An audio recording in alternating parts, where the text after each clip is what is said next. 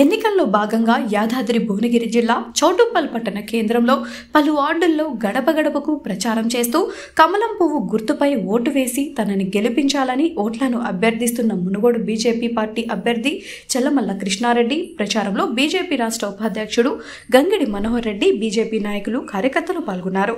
అనంతరం కృష్ణారెడ్డి మాట్లాడుతూ ప్రచారంలో ఎక్కడికి వెళ్లినా కానీ ప్రజల నుండి విశేష స్పందన లభిస్తుందని, ఈసారి ఖచ్చితంగా మునుగోడు గడ్డపై కాషాయం జెండా ఎగరవేస్తామని తెలిపారు.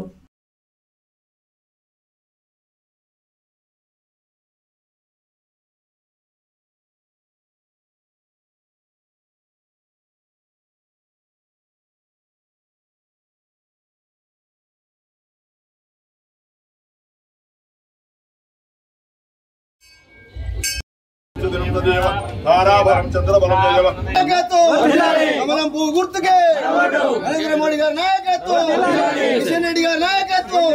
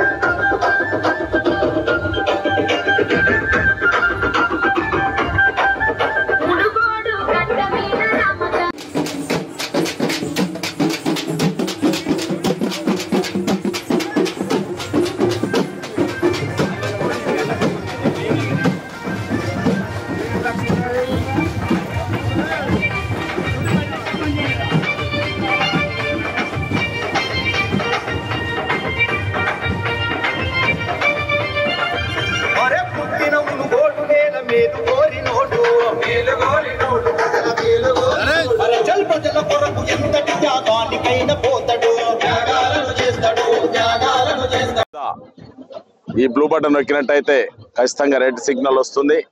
దీని ప్రకారం మూడో గుర్తు మీద కమలం పువ్వు గుర్తు మీద ఓటేయాలని చెప్పి ప్రతి ఒక్కరికి కోరుకోవడం జరుగుతుంది.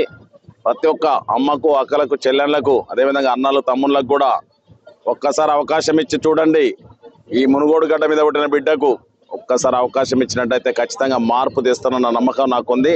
దయచేసి ఆశీర్వదించమని చెప్పి ప్రతి ఒక్కరిని కోరుకుంటున్నాను. కార్యక్రమంలో భాగంగా చౌటుప్పల్ టౌన్ తిరగడం జరిగింది.